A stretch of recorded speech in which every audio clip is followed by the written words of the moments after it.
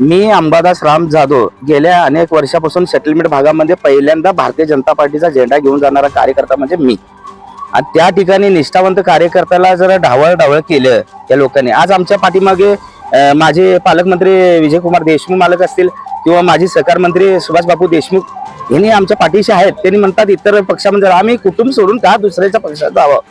जर आमच्यासारख्या निष्ठावंत कार्यकर्त्यांना प्रामाणिकपणाने काम करणाऱ्याला जर न्याय नाही मिळाला तर मी स्वतः 1 लिटर पेट्रोल घेऊन भारतीय जनता पार्टीच्या कार्यालयासमोर जाळून घेईन, अक्षरशः जाळून घेईन. मला वैताग आलेला. लोक विचारतात, हो बायको विचारते, लेकरं विचारतात, शेजार पाजार विचारतात, सगळे मित्र परिवार विचारते.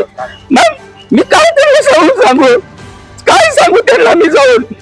तुला सारखं ढवळा लागले, सारखं ढवळा लागलं. कधी भीती आली तर भीतीचं आम्ही धर्म निभवणार, आम्ही धर्म निभवणार. त्या कार्यकर्त्याला सुद्धा माहिती भीतीमध्ये शिवसेना असणार, भारतीय जनता पार्टी असणार. शिवसेनेचं अक्षरशः आम्ही 3 वेळा नगरसेवक आणलेला आहे. त्या नगरसेवकांना बी माहिती आहे आम्ही आणलेला आहे. हे दुःख आहे. आम्हाला जर नाही नाकारलं तर 1 लिटर पेट्रोल घेणार मी गाडीत, सीधा जाऊन भारतीय जनता पार्टीचा 30 तारखेला 7 वाजता मी जाळून घेणार. हा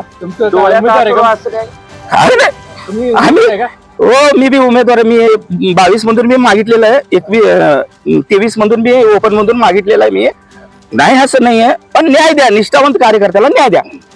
जे काम केलं त्याला न्याय द्या. काय बोलून सांगू तुम्हाला, सांगा मी काय सांगू. काय केलं नाही आज कोणाला माहित नाही. सगळे आमदार खासदारांना माहिती मी काम केलंय.